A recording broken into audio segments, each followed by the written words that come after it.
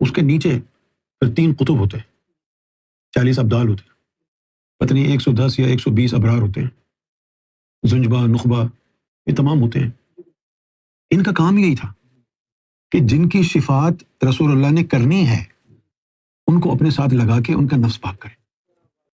اگر ان کے مقدر میں شفاعت نہ لکھی ہو تو یہ ڈنڈا مار کے گالی دے کے غوث الزماں بھگا دیتا۔ تو نفس کی طہارت کے لیے بھی کامل شریعت کا قانون یہ ہے کہ اس کے مقدر میں شفاعت لکھی ہو، اگر وہ نہیں لکھی تو وہ کامل شریعت بھی تم کو جو ہے اپنے پاس بیٹھنے نہیں دے گا۔ یہ وہ تھے جن کی شفاعت ہوگی، جن کے نفس پاک ہو گئے۔ اگر ذکر قلب کی طرف نہیں گئے، وہ مقدر میں نہیں ہے نا، وہ تو مقدر میں نہیں ہے۔ یہ بات بھولنا نہیں، شفاعت کے لیے بھی نفس کا پاک ہونا ضروری ہے۔ کیوں؟ کہ رائے برابر بھی تکبر ہو جنت کی قابل ہی نہیں۔ تو جنت کے قابل بنانے کے لیے یہ برائیاں تیرے اندر سے جائیں گی تبھی تو شفاعت ہوگی نا تیری۔ اگر بغض و عناد حرص و حسد تیرے اندر بھرا ہوا ہے تو حضور پاک تیری شفاعت کیوں کریں گے؟ کہ ادھر تو قابل قبول ہی نہیں ہے اگر رائے برابر بھی تکبر ہوا تو۔ اب جیسے یہ بریلوی ہیں، پگڑی بھی باندھ لی، درود و سلام بھی خوب پڑھا، مجھے ایک ثبوت دو کہ درود شریف پڑھنے سے کسی کا نفس پاک ہوا ہو۔ صابن اور سونے کا کوئی مقابلہ ہے؟ صابن ہوتا ہے منہ دھونے کا، اس کا کوئی مقابلہ ہے؟ نہیں ہے نا۔ کہاں صابن کہاں سونا، لیکن جو کام صابن کرتا ہے سونے سے کر کے دکھاؤ۔ صابن سے منہ دھل جائے گا، سونا رگڑتے رہو نہیں دھلے گا۔ تو اسی طرح یوں سمجھ لو کہ درود شریف جو ہے رحمت کا ذریعہ ہے، نفس پاک کرنے کا نہیں ہے۔ بہت اعلیٰ چیز ہے درود شریف، لیکن نفس اسی سے پاک ہوگا نا جو اللہ نے تمہیں بتایا ہے۔ کیا کہا رسول اللہ نے کہ لِكُلِّ شَيْءٍ ثِقَالَةٌ، ہر چیز کو دھونے کے لیے کوئی نہ کوئی شے ہے۔ ثِقَالَةُ الْقُلُوبِ ذِكْرٌ، یہ دل میں جائے۔ اب اس کا راستے کا پتہ نہیں تو کہاں نفس پاک ہوگا تمہارا؟ کامیابی کا راستہ تو اللہ نے یہ کہا نا قد افلح من تزکا، کہ بے شک کامیاب وہ ہوا جس نے اپنے نفس کو پاک کر لیا۔ یہ قرآن میں لکھا ہوا ہے، میں نے اپنی طرف سے تو نہیں بتائی نہیں آیت۔ 1450 سال سے قرآن اترا ہوا ہے، کسی مسلمان سے سنا ہے یہ آپ نے؟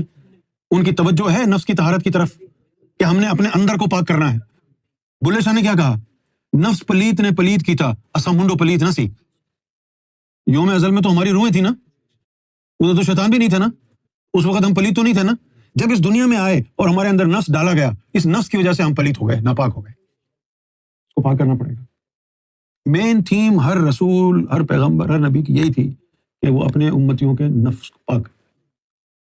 اور دل والی تعلیم آ گئی، کیا گئی؟ دل والی تعلیم آئی، اس کے ذریعے لوگ مومن بن گئے۔ اب اس کے بعد علم لدنی کیا ہوا؟ بھائی علم لدنی کیا ہوا؟ علم لدنی کی کہانی یہ ہے، بلے شاہ نے یہ بھی کہا نا، نہ میں پنج نمازہ نیتی نہ تسبیح کھڑکایا، بلے نو ملیا مرشد جو ایویں جا بخشایا۔ اب یہ دیکھا جائے تو قرآن اور حدیث کے ضد میں ہے۔ قرآن تو کہتا ہے نماز پڑھو، اللہ کی تسبیح بیان کرو، ہے نا؟ ہاں قرآن نے یہ بھی کہا مرشد ڈھونڈو، لیکن قرآن یہ تو نہیں کہا کہ مرشد ڈھونڈ کے سب کو چھوڑ دو، یہ تو نہیں کہا نا۔ لیکن بلے شاہ کیوں بول رہے ہیں پھر؟ یہ علم لدنی بول رہا ہے۔ تو معلوم ہوا علم لدنی ایسا علم ہے جو نہ قرآن میں، نہ بائبل، نہ حدیثوں میں ہے، وہ اللہ کی طرف سے ہٹ کے ہے، جس کو چاہے وہ عطا کرتا ہے۔ اب اگر کوئی بزرگ جس کو علم لدنی ملا تھا، اگر وہ یہ کہہ دیتا کہ یہ جو علم لدنی میرے پاس ہے، نہ یہ قرآن میں ہے نہ یہ حدیث میں، تو کوئی اس کو مسلمان مانتا؟ نہیں مانتا نا۔ پھر بلے شاہ نے اور کیا کہا؟ نچ کے یار منا لے، پاؤں کنجری بننا پہ جاوے۔ بھائی ناچنا تو حرام ہے، ناچنے سے رب کدھر راضی ہوگا؟ یہ بھی علم لدنی ہوا نا۔ یہ 5 وقت کی نماز اللہ نے تم کو کیوں کری تھی؟ تاکہ اٹھو بیٹھو تمہارے دل کی دھڑکنیں تیز ہوں۔ 5 وقت کی نماز اسی لیے کرائی تھی بس، اٹھو بیٹھو دل کی دھڑکنیں تیز ہوں گی نا۔ اب جن کو شراب کی لت لگ گئی وہ نماز میں کھڑے نہیں ہو سکتے، قرآن نے منع کیا لا تقربوا الصلاۃ وانتم سکارى، اب وہ کدھر جائیں؟ ان کے لیے پھر علم لدنی اتارا نا۔ اور تو نماز نہیں پڑھ سکتا، ناچ تو سکتا ہے نا، نچ کے یار منا لے۔ کسی نے کبڈی کھلائی، کسی نے نچایا۔ اب ان بزرگوں نے جو باتیں کہیں وہ قرآن و حدیث کی مطابقت میں بھی نہیں ہے۔ قرآن نے کہاں کہا ہے ناچو؟ قرآن نے کدھر کہا ہے کنجری بنو؟ وہ تو کہتا ہے مومن بنو۔ قرآن نے تو نہیں کہا کنجری بنو، قرآن کنجر بنانے کے لیے تو نہیں اترا۔ ان کے پاس پھر ایک چیز کدھر سے آئی، لال شہباز قلندر نے کہا دھمال کرو. میر کلال جو ہے وہ کبڈی کھلاتے تھے، لوگ فیض کے لیے آتے، وہ کہتے چلو کبڈی کھیلو. لوگ کہتے تھے ہم تو کبڈی کھیلنے نہیں ہے، فیض لینے کے لیے آئے. انہوں نے کہا ہمارا فیض تو کبڈی میں ہی ہے. انہوں نے کیوں، کسی نے نچایا، کسی نے دھمال کرایا، کسی نے کہا دیواریں بناؤ. یہ کیا تھا؟ یہ علم لدنی تھا. جب یہ علم عام آدمی کی سمجھ میں نہیں آیا تو پھر بابا فرید نے کہا کہ سوچ کے یار بنائی بندیا، یار بنا کے پھر نہ سوچی سولی تے چڑھ جائیں.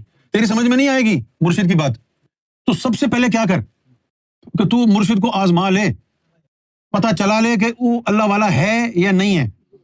اور جب تجھے پتہ چل جائے، ثابت ہو جائے کہ یہ اللہ والا ہے، پھر چپ کر، جو وہ کہے کرتا جا، کیونکہ وہ علم لدنی بیان کرے گا، نہ قرآن میں نہ حدیث میں ہے. تو علم لدنی کیا ہوا؟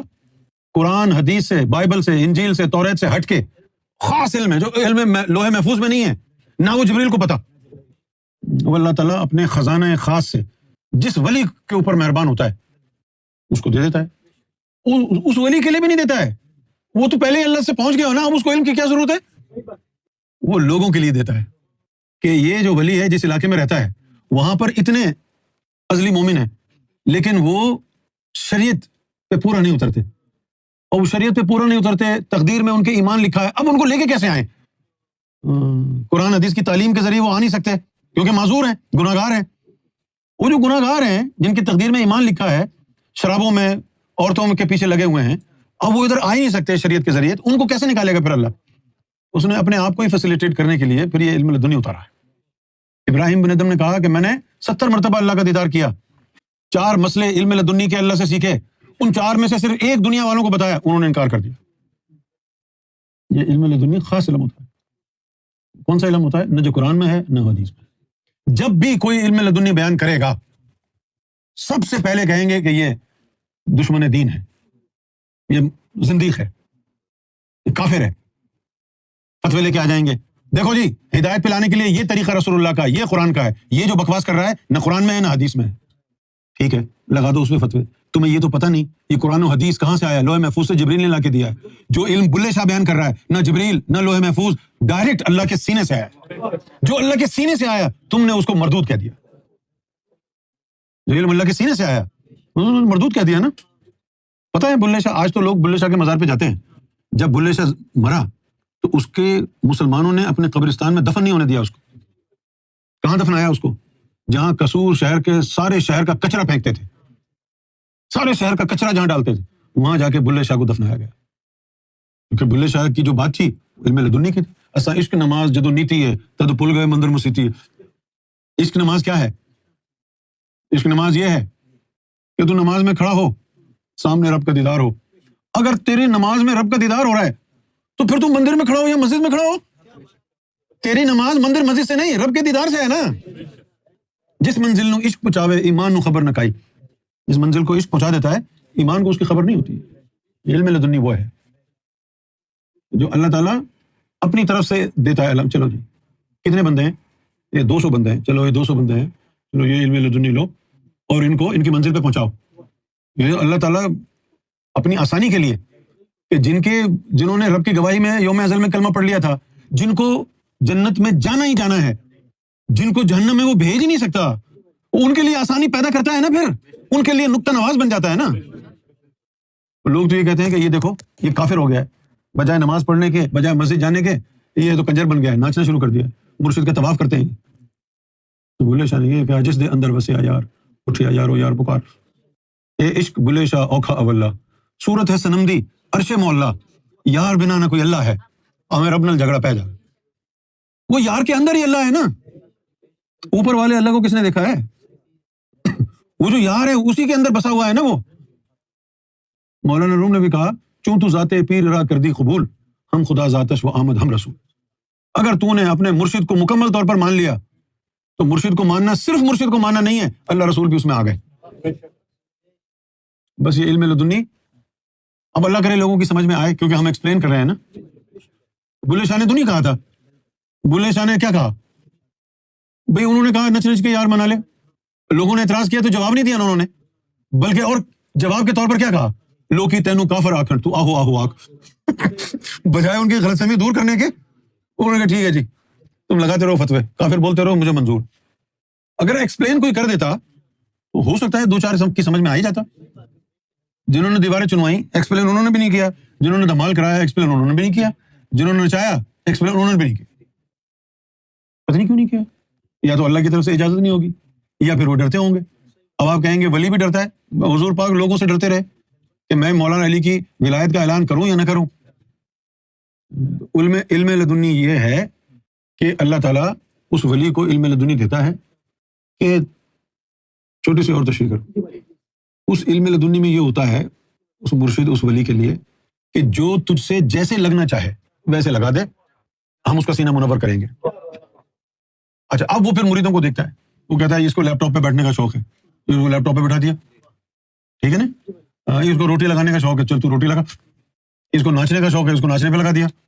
یہ کام سارے جو ہے وسیلے ہیں, فیض تو اس کی نظروں سے ہوگا. بھلے نماز پڑھائے, ذکر کرائے یا نچائے یا تندور پہ بٹھائے, فیض تندور میں نہیں ہے, نہ ہی فیض تمہارے ذکر فکر میں, نہ ہی فکر تمہاری نمازوں میں, وہ اس کی نظروں میں ہے نا. یہ علم ہے.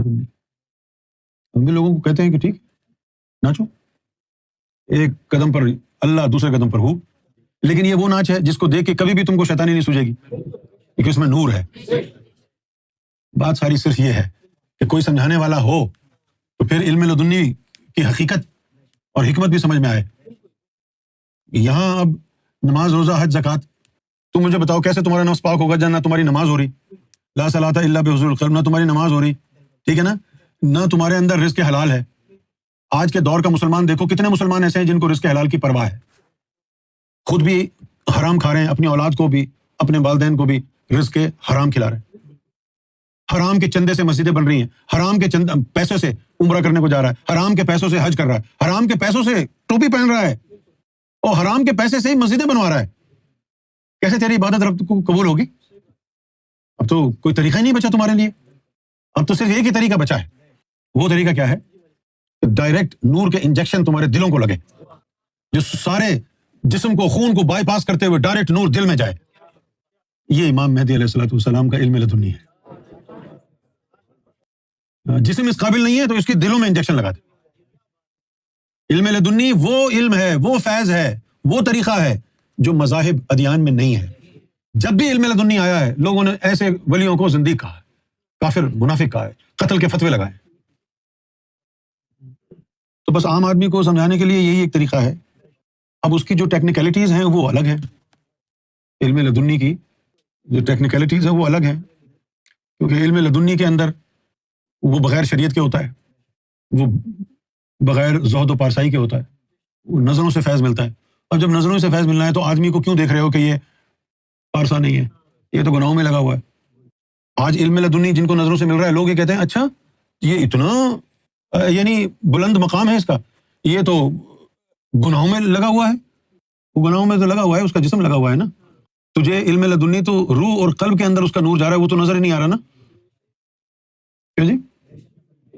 سب سے پہلے علم لدنی کے ذریعے گناہ کرنے کی خواہش ماری جاتی ہے, پھر جب وہ اگلے مقام پر پہنچتا ہے پھر اس کے بعد جو ہے اس کے نفس کو اتنا زیادہ نور سے چکا چوند کر دیا جاتا ہے کہ اس کی آنکھوں میں نور کے علاوہ کچھ اور نظر ہی نہیں آتا. علم لدنی کے ذریعے ایسا نفس پاک ہوتا ہے کہ جس کا نفس علم لدنی کے ذریعے پاک ہوا وہ کبھی بھی دوبارہ پلٹے گا نہیں, کبھی بھی نہیں ہوگا کہ وہ الہامہ سے دوبارہ لوامہ اور لوامہ سے دوبارہ امارہ ہوا ہو. یہ علم لدنی والے علم کے ذریعے نہیں ہو سکتا, کیونکہ اس نور کا, اس علم لدنی کے نور کا ڈائریکٹ اللہ کی ذات قدیم سے ہے. اب یہ جو تم کو فیض مل رہا ہے یہ علم لدنی کا فیض ہے, یہ فیل نہیں ہو سکتا. اس کا تعلق کتابوں سے نہیں ہے, اس کا تعلق اللہ کی ذات سے ہے. سرکار گور شاہی نے فرمایا کہ وہ خاص اللہ تعالیٰ کی رحمت کی تجلی جس کی ایک بوند کے لیے سارے فقیر اور ولی اپنی ساری زندگی ترستے رہتے تھے, ہمارے دور میں اس کی موسلادھار بارش ہو رہی ہے. اب کیا حال ہوگا آپ کا؟ اس لیے تم عام دنیا داروں کی طرح زندگی بھی گزار رہے ہو اور تمہارے ایمان کی ترقی بھی ہو رہی ہے. یہ کمال پہلے نہیں تھا نا. لوگ کہتے ہیں جی ہم نے تو کبھی نہیں سنا, کبھی نہیں دیکھا. تو تم کیسے دیکھتے؟ امام مہدی کا علم لدنی آیا نہیں تھا پہلے. اب لوگ یہ بھی کہتے ہیں کہ دیکھو یہ تو گانے سنتے ہیں, بالی ووڈ کے گانے سنتے ہیں. بالکل سنتے ہیں, لیکن بات ساری نیت کی ہے. تو عورتوں کو تصور کر کے سنتا ہے، ہم مرشد کا تصور کر کے سنتے ہیں، کیوں جی؟ ہم تو مرشد کا تصور کر کے سنتے ہیں نا. انما الاعمال بالنیات، جس کی جدھر نیت ہے اسی کے حساب سے اس کو فیض ہوگا. ہم گانے سنتے ہیں سرکار کے تصور میں. اب دیکھو نا، جیسے قرآن شریف میں سورہ کہف میں خضر علیہ السلام کا ذکر ہے، ان کے حوالے سے اللہ نے کہا کہ ہم نے خضر کو علم لدنی عطا کیا ہے نا. اور خضر نے کیا کیا؟ ان بچوں کی گاڑی میں سوراخ کر کے نقص پیدا کر دیا ہے نا. ایک بچہ تھا، اس کو مار دیا. یہ علم لدنی کیسے سمجھ میں آئے گا لوگوں کو؟ ایسا نہیں ہے کہ قرآن شریف میں اس کی تشریح نہیں ہے. اب میں نے یہ کہا نا وہ آسمانی کتابوں میں وہ علم نہیں آیا ہے نا. قرآن مجید بھی یہی کہہ رہا ہے نا کہ خضر کو علم لدنی عطا کیا. تو علم لدنی کی بنیاد پر جو خضر علیہ السلام کے حرکات و سکنات تھی وہ موسیٰ علیہ السلام کی سمجھ میں نہیں آئی. اگر وہ بائبل قرآن کے جیسی تعلیم ہوتی تو موسیٰ کی سمجھ میں آ جاتی نا. کیوں بھائی؟ بلکہ 3 دفعہ لڑائی ہوئی ان کی، وہ چھوڑ کے جانے لگے کہ نہیں ہماری تمہاری نبھے گی نہیں. یعنی خضر علیہ السلام نے کہا کہ تم جاؤ یار، پھر وہ کہتے اچھا اب آئندہ نہیں کروں گا. 3 دفعہ ایسا ہوا. تو علم لدنی کا ذکر قرآن شریف میں ہے. اللہ تعالیٰ نے خضر علیہ السلام کو بھی علم لدنی عطا فرمایا تھا.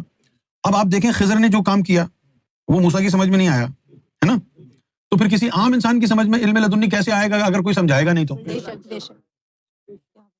اچھا، دوسری بات یہ ہے کہ بھائی جب صدیوں سے مسلمانوں نے صرف شریعت کا علم سمجھا ہے، داڑھی اور ختنہ اور امامہ شریف، بس یہی مسائل سیکھے ہیں، تو علم لدنی اگر آ گیا اچانک تو پھر کس کی سمجھ میں آئے گا؟ ان کو تو شریعت ابھی پوری سمجھ میں نہیں آئی. لیکن اگر اللہ کسی کو علم لدنی کے ذریعے فیضیاب کرنا چاہے تو بھلے اس کی سمجھ میں آئے یا نہ آئے، وہ ایسے ولیوں کے ساتھ لگ جاتا ہے. اس کو یہی ہے کہ بھئی میری سمجھ میں نہیں آ رہا، اس میں کوئی حکمت ہوگی، مرشد جانے اور رب جانے. پھر ان کے لیے یہ ہو جاتا ہے.